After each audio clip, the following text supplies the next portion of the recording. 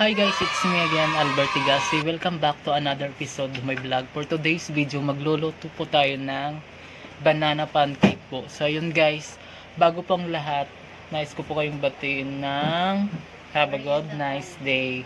So ayun guys, ngayon po, explain ko lang yung mga ingredients kung anong gagamitin sa paggawa ng banana pancake natin. So first thing to do, kailangan po talaga natin ng 1 small pieces of mashed banana. Ayan. Tapos kailangan natin ng water, and then this one, kailangan din natin ng 1 cup of fresh milk, and then gumamit ako ng ibap ng condensed,